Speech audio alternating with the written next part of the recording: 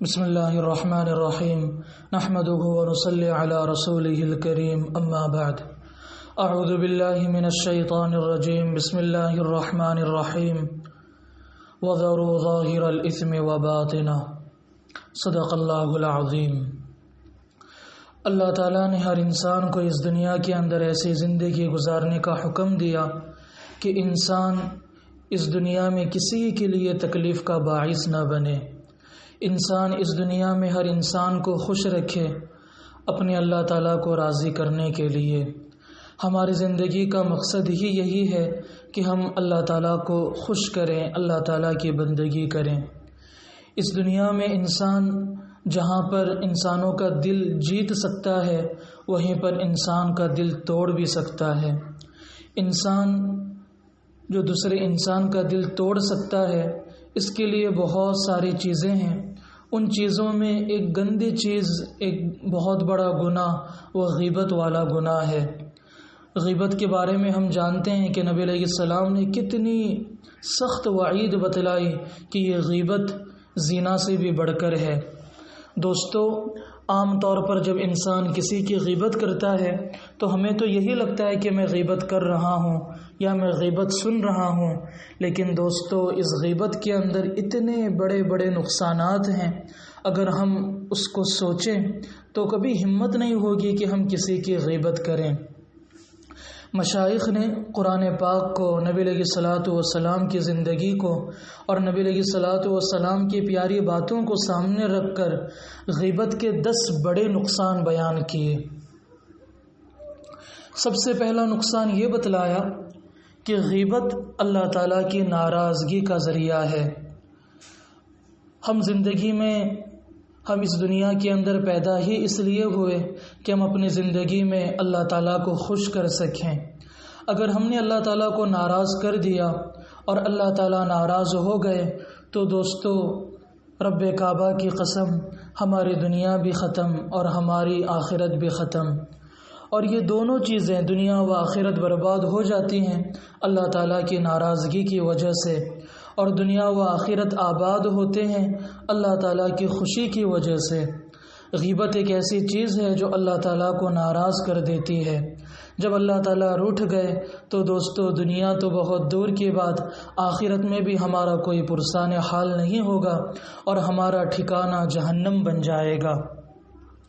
دوسرا نقصان مشائخ نے فرمایا کہ غیبت نیکیوں کو کھا جاتی ہے۔ ایک انسان ہے جس نے بڑے بڑی نیکیاں کی، صدقہ کیا، زکوٰۃ دیے، حج کیے، عمرہ کیے، رمضان میں اعتکاف کیا، جماعتوں میں نکلا، بزرگوں سے تعلق رکھا، ذکر و اذکار کیا، بہت بڑی بڑی نیکیاں کی، لیکن ساتھ ہی ساتھ اس نے ایسا کیا کہ کسی نہ کسی کی غیبت کی، تو میرے دوستو یہ ایک غیبت کرنا اس کی بڑے بڑے نیکیوں کو کھا جاتی ہے۔ اس کی مثال ہم اس طرح سمجھ سکتے ہیں، جیسے مثال کے طور پر بندے کے پاس ایک گلاس دودھ ہے، اس دودھ کے اندر کاجو ہے، بادام ہے، اخروٹ ہے، سب کچھ ہے۔ اگر اس دودھ کے اندر ایک قطرہ پیشاب کا ڈال دیا جائے تو میرے پیارے دوستو اس دنیا میں کوئی ایسا بندہ نہیں ملے گا جو اس چیز کو پسند کرے اور اسے پینا پسند کرے، بالکل نہیں۔ حالانکہ تمام چیزیں اچھی ہیں لیکن ایک قطرے کی وجہ سے سارا دودھ خراب ہو گیا۔ بالکل اسی طرح جس انسان نے اچھی اچھی نیکیاں کی لیکن غیبت کا گناہ بھی ساتھ میں کیا تو اس غیبت کا ایک گناہ اس کی ساری نیکیوں کو کھا جاتا ہے۔ تیسرا نقصان جو مشائخ فرماتے ہیں وہ یہ ہے کہ عیب تلاش کر کے جو دوسروں کی غیبتیں کرتا ہے تو اللہ تعالیٰ کسی نہ کسی دن اس کے عیبوں کو بھی لوگوں کے سامنے ظاہر کر دیتے ہیں۔ اب ہمارے سامنے کبھی زندگی میں ایسا ہو جائے کہ ہم نے کوئی چیز کی، برائی کا کام کیا، اور ہم یہ سوچیں اور ہمیں پتہ چل جائے کہ یہ برائی ہماری گھر والوں کو پتہ چل گئی تو دوستو اندازہ لگائیں ہم اپنے گھر میں جانے سے شرماتے ہیں، اپنے بیوی بچوں سے ملنے میں شرماتے ہیں۔ اگر اللہ تعالیٰ ہمارے عیب کو دوسروں کے سامنے کھول دیں گے تو دنیا کے اندر انسان کیسی زندگی بسر کر سکتا ہے؟ تو غیبت دکھنے میں ایک چیز نظر آتی ہے، لیکن اللہ تعالیٰ نے اس کے پیچھے بڑے بڑے نقصانات رکھے۔ ان نقصانات میں سے تیسرا نقصان یہ بھی ہے کہ اللہ تعالیٰ اس غیبت کرنے والے کو، جو دوسروں کی برائیوں کو اچھالتا ہے، اللہ تعالیٰ ضرور بالضرور اس کی برائیوں کو بھی لوگوں کے سامنے ظاہر کر دیتے ہیں۔ چوتھا نقصان مشائخ فرماتے ہیں زندگی میں بے برکتی آ جاتی ہے، مفلسی آ جاتی ہے۔ گناہ کے اندر اللہ تعالیٰ نے ایسی تاثیر رکھی ہے کہ گناہ انسان کی زندگی میں بے برکتی کو لے آتا ہے۔ نیکیاں کرے گا تو رزق میں برکتیں ہوں گی، زندگیوں میں برکتیں آئیں گی، خوشگوار زندگی گزرے گی۔ لیکن اگر گناہ کرے گا تو مفلسی آ جائے گی اور خود بخود زندگی کے اندر بے برکتی آنا شروع ہو جائے گی۔ تو غیبت کے اندر ایک نقصان یہ بھی ہے کہ غیبت کی وجہ سے زندگی کے اندر بے برکتی آ جاتی ہے۔ مشائخ فرماتے ہیں پانچواں نقصان یہ ہے کہ قیامت کے دن نیکیوں کے باوجود خالی ہاتھ ہوگا۔ جیسے ہم نے دوسرا نقصان سنا کہ غیبت نیکیوں کو کھا جاتا ہے، جب نیکیاں باقی رہی ہی نہیں تو قیامت کے دن جب اللہ تعالیٰ کے سامنے حاضر ہوگا تو اس حال میں ہوگا کہ دنیا میں تو بڑی بڑی نیکیاں کی ہوں گی، لیکن کسی نہ کسی کی غیبت کرنے کی وجہ سے اس حال میں آئے گا اللہ تعالیٰ کے سامنے کہ اس کے اپنے اعمال نامے میں ایک بھی نیکی نہیں ہوگی۔ مشائخ فرماتے ہیں چھٹا نقصان یہ ہے کہ جس کی غیبت کی تھی اس کو ساری نیکیاں دی جائیں گی۔ اب سوال یہ ہے کہ بڑی بڑی نیکیاں تو کی تھی، لیکن یہ نیکیاں گئیں کہاں؟ اللہ تعالیٰ کے سامنے خالی ہاتھ آ گیا۔ تو اللہ تعالیٰ اس بندے کو جس نے دوسروں کی غیبت کی تھی، جس کی اس نے غیبت کی تھی، اللہ تعالیٰ اس بندے کو اس کی ساری نیکیاں دے دیں گے۔ اب تو ہم نے سنا ہے کہ قیامت کے دن بندہ ایک ایک سبحان اللہ کو، چھوٹی چھوٹی نیکی کو ترسے گا۔ اگر وہاں پر ہماری ساری نیکیاں اس بندے کو دے دی جائے جس کی ہم نے غیبت کی تھی اور ہم خالی ہاتھ ہو جائیں تو دوستو بتائیں ہم جنت تک کیسے پہنچ سکتے ہیں؟ اللہ تعالیٰ کی رضا ہمیں کیسے حاصل ہو سکتی ہے؟ تو نیکیاں ختم بھی ہو جاتی ہیں اور ساتھ ہی ساتھ نیکیاں اللہ تعالیٰ اس بندے کو دے دیتے ہیں جس کی غیبت ہم دنیا کے اندر کرتے ہیں۔ ساتواں نقصان یہ بتلایا احادیث کی روشنی میں کہ قیامت کے دن اپنے ناخنوں سے اپنے چہرے کو نوچے گا۔ اللہ اکبر!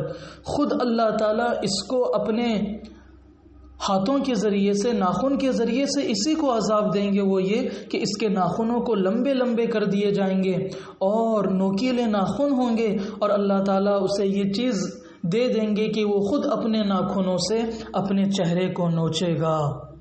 آٹھواں نقصان مشائخ فرماتے ہیں دنیا کے اندر ذلیل ہوگا۔ جیسے ہم نے سنا اللہ تعالیٰ اس کے عیبوں کو ظاہر کر دیں گے۔ تیسرا نقصان جو ہمارے سامنے آیا کہ اللہ تعالیٰ دنیا کے اندر اس کے عیبوں کو ظاہر کر دیں گے۔ جب عیبوں کو ظاہر کر دیں گے تو یہ دنیا کے اندر ذلیل اور رسوا ہو جائے گا۔ نواں نقصان یہ بتلایا کہ جب دنیا میں نقصان ہوگا، دنیا میں ذلیل ہو جائے گا، تو آخرت میں اس حال میں آئے گا کہ وہاں پر اس کے پاس کچھ بھی نیکیاں نہیں ہوں گی۔ اور نواں نقصان یہ ہے کہ وہاں پر بھی یعنی آخرت میں بھی ذلیل اور رسوا ہو جائے گا۔ دنیا میں تو بڑی بڑی نیکیاں کی، لیکن اس حال میں آیا کہ ایک بھی نیکی نہ ہوگی، تو دنیا میں بھی ذلیل ہوا اور آخرت میں بھی ذلیل ہوا۔ دوسرا نقصان مشائخ فرماتے ہیں کہ غیبت کرنے والے کی دعا قبول نہیں ہوتی۔ اللہ اکبر! یہ ایک ہی ہمارے پاس ایسا سرمایہ ہے، ایسا ذریعہ ہے جس کے ذریعے سے ہم اللہ تعالیٰ سے اپنی باتوں کو، اپنی چاہتوں کو پورا کرا سکتے ہیں، وہ چیز ہے دعا۔ لیکن غیبت ایک ایسا گندا گناہ ہے، ایسا بڑا گناہ ہے کہ غیبت کے ذریعے سے انسان کے اندر وہ صلاحیت ختم کر دی جاتی ہے کہ انسان کی دعاؤں کو قبول کیا جائے۔ ابراہیم بن ادھم ایک بزرگ ہیں، ان کے پاس چند لوگ آئے اور کہنے لگے حضرت دعا فرمائیں، ہماری دعائیں قبول نہیں ہوتی۔ تو کیا پیارا جواب دیا ابراہیم بن ادھم رحمۃ اللہ علیہ نے۔ ابراہیم بن ادھم رحمۃ اللہ علیہ کہنے لگے تمہاری دعائیں کیسے قبول ہو سکتی ہیں اس حال میں کہ تم اپنے عیبوں کو تو پیچھے ڈال دیتے ہو، دوسروں کے عیبوں کو سامنے رکھ کر اچھالتے ہو، یعنی دوسروں کی غیبتیں کرتے ہو۔ تو میرے دوستو، یہ 10 نقصانات بہت بڑے بڑے ہیں۔ ہم ظاہر میں ہمیں تو بس نظر آتا ہے کہ ہم نے کسی کی برائی کی، لیکن اس کے اندر یہ 10 بڑے نقصانات۔ نمبر 1، اللہ تعالیٰ کی ناراضگی۔ نمبر 2، نیکیوں کا ختم ہو جانا۔ نمبر 3، دنیا میں خود اس کے عیبوں کو اللہ تعالیٰ ظاہر کر دیں گے۔ نمبر 4، زندگی میں بے برکتی آ جائیں گی۔ نمبر 5، قیامت کے دن نیکیوں کے باوجود خالی ہاتھ ہوگا۔ نمبر 6، جس کی غیبت کی تھی اس کو ساری نیکیاں دی جائیں گی۔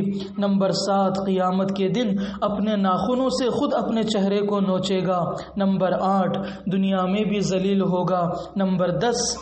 نمبر 9، آخرت میں بھی ذلیل ہو جائے گا۔ اور نمبر 10، اس کی دعائیں قبول نہیں ہوں گی۔ تو ہم اللہ تعالیٰ سے سچی پکی توبہ کریں اور اللہ تعالیٰ سے کہیں، اللہ ہم نے جس کی بھی غیبتیں کی اللہ ہمیں معاف فرما۔ اور اگر بندے کو پتہ چل گیا کہ ہم نے اس کی غیبت کی ہے تو دوستو اس سے معافی مانگے، اور اگر اسے پتہ نہ ہو تو اللہ تعالیٰ سے توبہ و استغفار کرے۔ اللہ تعالیٰ ہم تمام کو تاموت گناہوں سے، فتنوں سے محفوظ فرمائے، مقام صدیقیت کی آخری سرحد تک پہنچائے۔ وآخر دعوانا ان الحمد للہ رب العالمین۔